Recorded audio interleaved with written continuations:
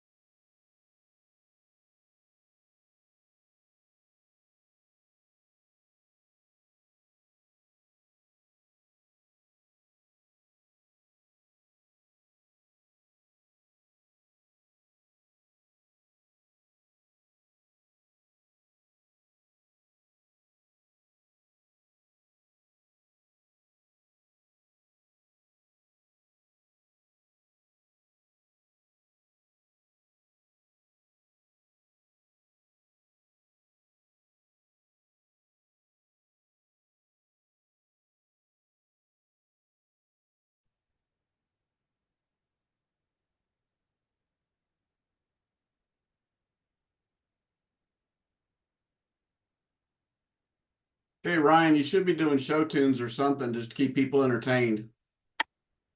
Sorry, Daryl, sorry to not keep you entertained. Isn't that his job? Yeah, that's your job. Not this week.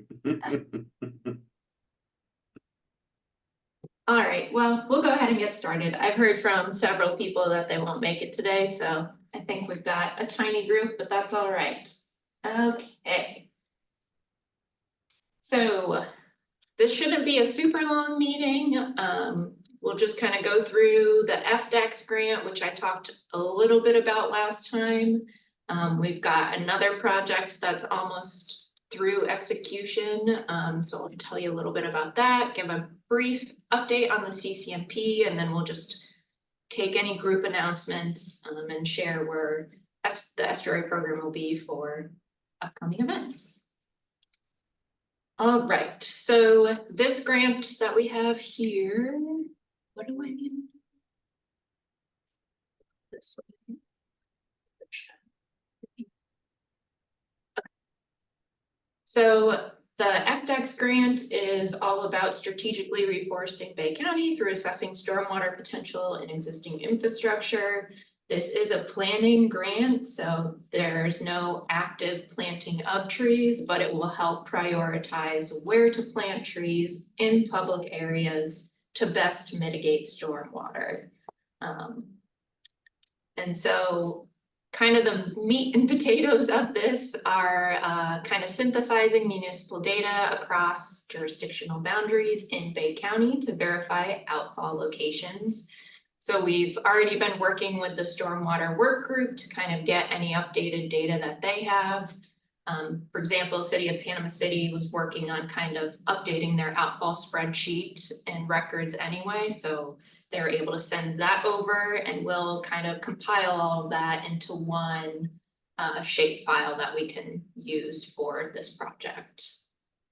Then the kind of next step is to really categorize catchments based on stormwater potential, and that will involve looking at the land use, land cover, and doing some modeling. And then we will identify priority public areas for tree planting based on kind of that stormwater potential work. And through all of this, kind of circling back to the stormwater work group for their feedback on if the results that we're getting from kind of this more modeling like work match what they're seeing, and then we'll kind of adjust as needed.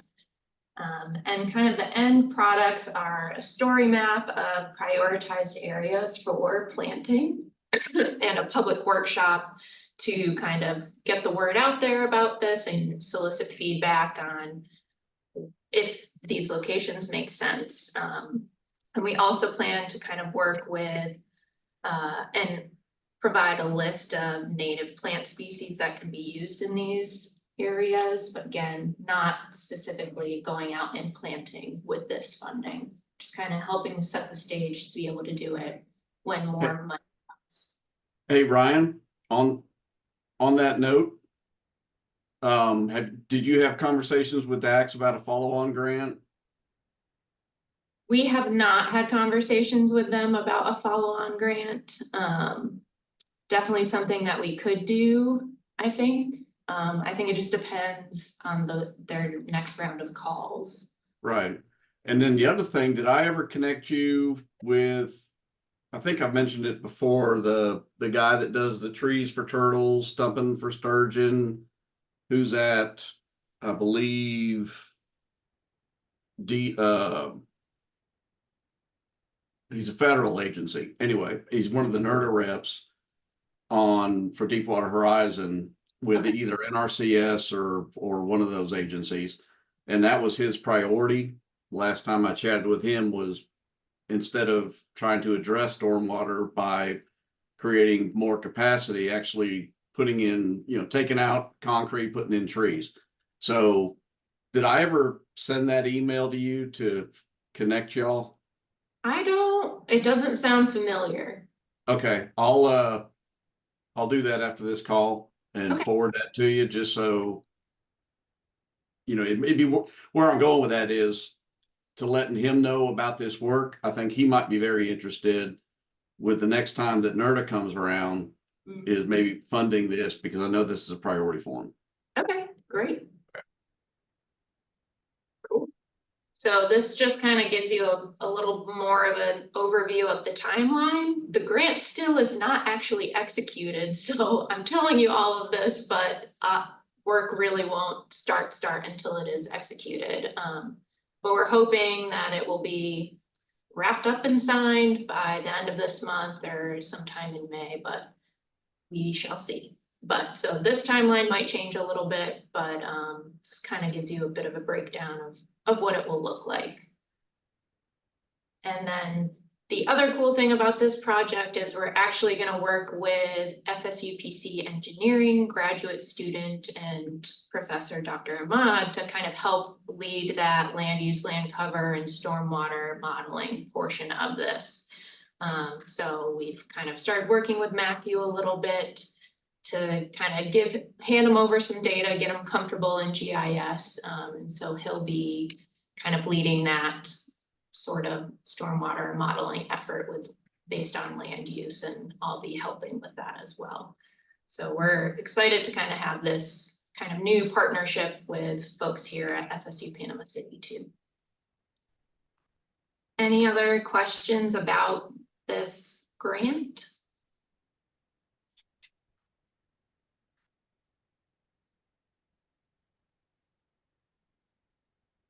All right. I just sent you the email. Okay. Hey, Dr. Rossi, I actually did have a question. I'm sorry. It took me a second to find the mute button on here. I guess one thing that I would ask is, because we're going to be working around stormwater features to some degree with this tree planting, is there anything made into the grant for potential invasives that are in that area? A lot of the times we end up finding like Kogan grass that's already seeding in stormwater features, Chinese tallow, especially with there not being much overstory at those locations. So that would be my question. Is there, what's a parameter that we can add to that, I guess, to make sure that we're not uprooting like Kogan grass where rhizomes would spread, or something like that, or even obviously doing the planting. But has that been thought about, or is that something that we should even think about with this? Or Yeah, that's a great question. So I think that could be part of kind of taking this to the next step of this project, because really the focus is just identifying areas where tree planting could mitigate stormwater. So we could add in kind of noting whether invasives are present there. Maybe that could be added in as kind of towards the end when we go to prioritize where to plant, is if there are invasives that need to be removed there, then that bumps it up on the list of priority because we want to remove the invasives or whatever. So I think there's possibility for that, but to stick to the grant kind of deliverables, it is really where can we plant trees to mitigate that stormwater and not necessarily considering invasives in that situation. But I think there's room for us to think about that in the tail end of how we prioritize. okay, great, thank you. Yeah.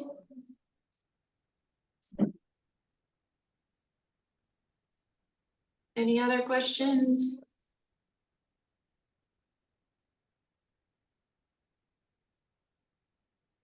All right. All right, so I forgot to put this in here, but anyway, I talked a little bit about this. We've got data from City of Panama City and Parker working with Matthew to kind of update this sort of kind of look at all of the different outfalls throughout Bay County. So hopefully we'll have an updated shapefile just like this at the end of this project. The other project we just wanted to touch on is UWF and SAS legislative funding project that we are a part of along with the other estuary programs. So UWF is University of West Florida, and SAS is a for-profit statistical analysis company. And so we are getting some money from this collaborative effort in legislative funding, and what we'd really like to do with it, and the plan is to use this to fund a benthic indicator study in St. Joe Bay. So many moons back at this point, we talked about we proposed to do a benthic indicator study in St. Andrew Bay through Restore money, and that was through Bay County. We were given that, still going through the motions of getting that executed and everything. But that project is moving forward. And so we wanted to use this chunk of money from this legislative request to get that same sort of level of information for St. Joe Bay. So we will actually be working with Dr. Ingalls. If you were here, probably I think back in September, we had his graduate student, Aaron, present about some of the benthic indicator work that he did, looking at nematodes and plastics. And so Dr. Ingalls will be leading this myobentha sampling, and then he's pulled in some of his colleagues to do some sediment grain size analysis, TOC, trace metals, and then a select number of cores will also be processed for lead and cesium. So we're excited to get this work underway, and we're really just waiting for this to finish being executed as well at FSU. Hopefully by the end of this month or in the beginning of May, and then hopefully Dr. Ingalls and his crew can get out and get those samples going. So this is just a benthic indicator study, really looking at kind of the first 10 centimeters. And this again matches a benthic indicator study that we are also working with Dr. Ingalls on once we receive the funds actually from Restore in St. Andrew Bay. This is different than the St. Andrew Bay sediment contaminant study that was done by Baywatch. So this is a bit different, and so just wanted to make that clear.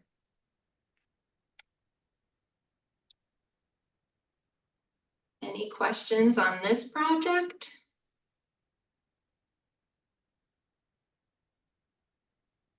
Okay.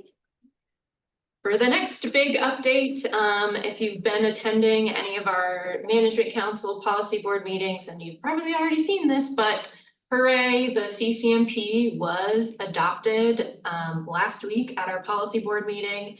We're really excited to take a break from looking at it for a little bit, but I will transition to the web so I can kind of scroll you through just to give you a brief highlight of what it will look like. But we are super excited to be nearing the finish line with this, but it's turned out really, really pretty. It's been great to work with Kerrigan, and I think we hope that you guys will like it, and all of the time we spent and had Kerrigan spend picking the right photos and adding the correct locations and credits. So it's come together really nicely, and we are excited to see it in print form. Let's see. I'll take you to an action plan because I don't think you guys have seen one of those.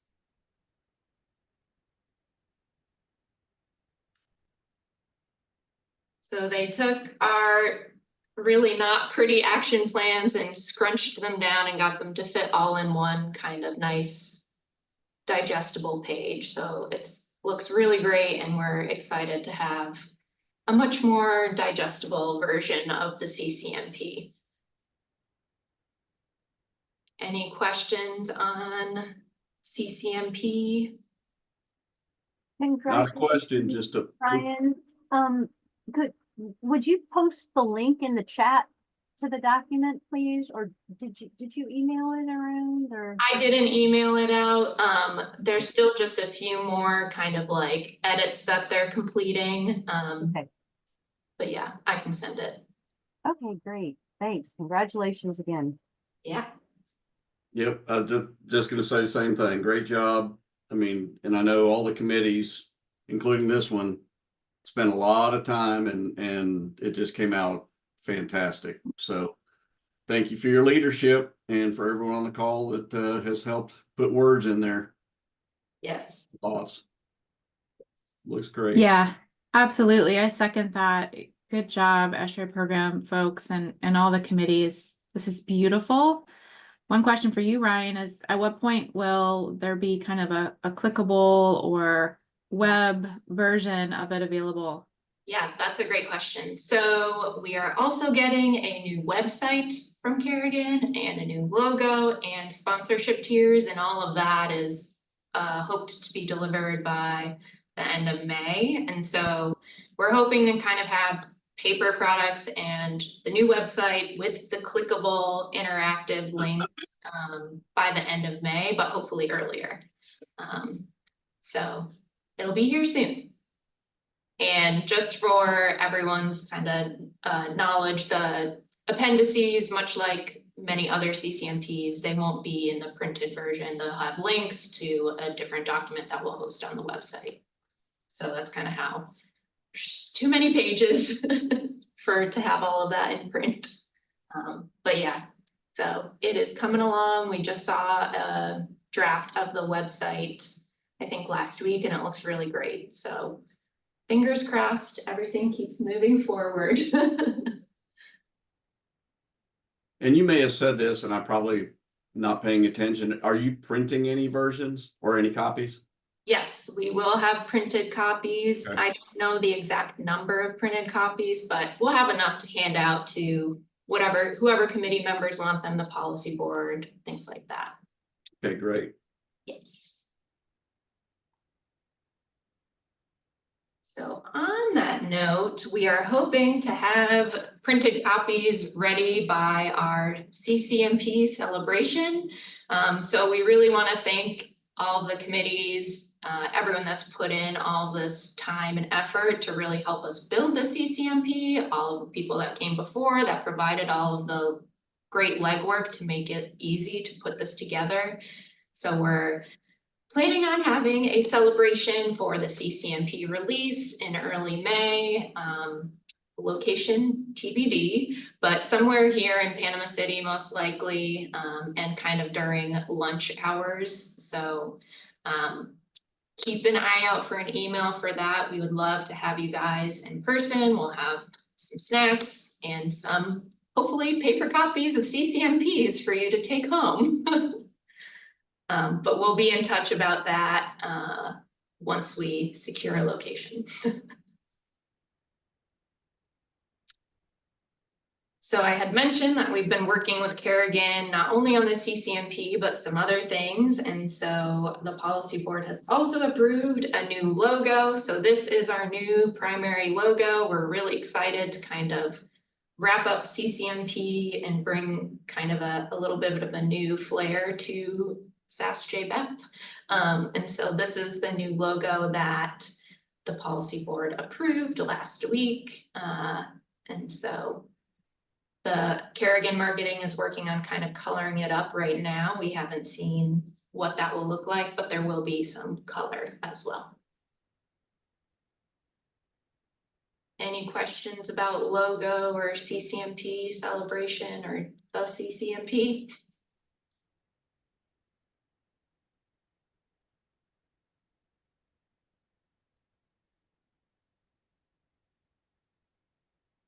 Did I see a hand or no? Okay. That was the clapping emoji. Sorry. It does look like a raised hand, but it was clapping. I like the logo. Thanks, great. Agreed. You're welcome. Yeah. That looks great. I can't wait to see it colorized. Yeah, I think it'll look even better with some color. Though black and white is pretty classy too. Yeah, I think it's gonna look great with both, so it'll be nice to have. Yeah. Cool. Congratulations. Yeah. So on that note, because we do want to have this CCMP celebration in May, we've gone ahead and decided to postpone and cancel our science and technical meeting for May in hopes that we will drive more people to come to the CCMP celebration. Plus, it's a lot. I know last year we had a lot of folks getting more out in the field around this time and just trying to take advantage of the weather. And so we figured might as well try and get more people to one meeting than have them pick between attending this and the CCMP celebration. So our next meeting will be June 20th. And I dropped a survey link in the chat. So if you guys could take just a few minutes to complete that survey, that will just help me come up with some potential speakers for that June 20th meeting, since that's really kind of more like our quarterly meeting where we will have guest presentations.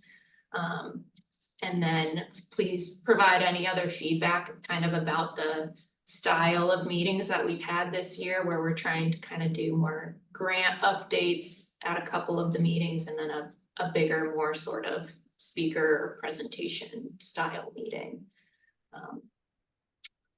And that's really all we have today. So like I said, a short and sweet meeting, but some exciting updates nonetheless.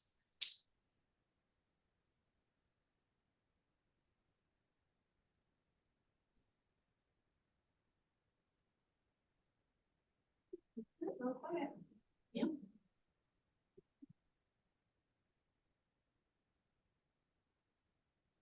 Anyone have questions on any of the things we've talked about or anything, any other things? How's Sea Stars going? Or Fred, as I like to call it. Yeah. Sea Stars, we completed our first quarter of monitoring just a few weeks ago, and we're ramping up to start our second quarter of monitoring the week of May 13th. So we are on a roll. We learned some good lessons, but we got all of the data collected by the end of Q1, which we were really happy about, even with some weather delays and not the best weather in general. So Have you seen, I mean, I know you've only done one, but have you seen any, that's probably not the right way to say that. Have you learned anything based on the first round of sampling? I mean, some different differences, insights. Just in terms of like composition or in construction or? I think everything like very different. Yeah, there's a lot of variation. There is a lot of seagrass adjacent to many of the living shorelines. That's good. Mhm. Because that's what we're, I know we saw that Project Green Shores and a couple other sites where we put the oyster reef in, the salt marsh, and then maybe just a little bit of seagrass, but it's really come in since the structure has been there. So I think that's there's been a lot of focus on trying to do seagrass transplantation, which doesn't really work too great. But it seems like once you get the oyster reef in and the salt marsh, and kind of creates more favorable conditions for the seagrass to come back. Yeah, we're excited to be monitoring some of that, and we've been talking about kind of considering adding in a little bit of an additional seagrass monitoring once a year at the sites to kind of capture, because right now the way we sample, it's really just like within 1 to 3 meters of the reef. So we would miss stuff that's a little farther out. And so we've been talking with some of the stakeholders about adding in kind of a seagrass transect, if you will, once a year to better capture some of that presence of seagrass. Are you doing drone shots when you're out there as part of this? Pensacola and Perdido has a drone and they brought it out, but we don't have that for the other bays. Okay, just the reason I'm asking is you get the aerial shots of it. That'll, at least on good days, be able to give you a good perspective on the seagrass. Yeah. But Pensacola, do you all do each other's sites, or is it just like CBA does Chalk, Pensacola Perdido does so it's split up by that? Yeah, and Liz is the constant person between Gotcha. all of them, yeah. Okay, how often? I'm just trying to think if there's a way maybe I can get out there, when you're out there and get the drone shots for you. I mean, how much when you're sampling, is it like a couple of weeks straight kind of deal? It's about, if we have good weather, we can essentially complete 1 bay in a week. Okay, So we kind of managed to do around 2 sites a day. gotcha.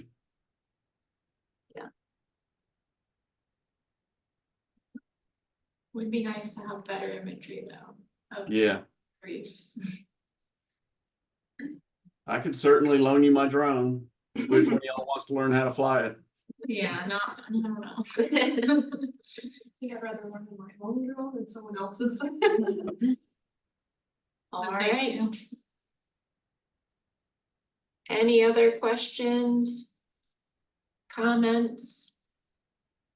I'll send out the latest version of the CCMP via email. Just know that we've been making little edits, so some little things might change, but for the most part, the style, the look is all, it's all set. Again, great job. All right, well, thank you, everybody. We will hopefully see you in person at a CCMP celebration in May. Sounds good. Have a Thanks, great week, everyone. everybody. All right, thank you.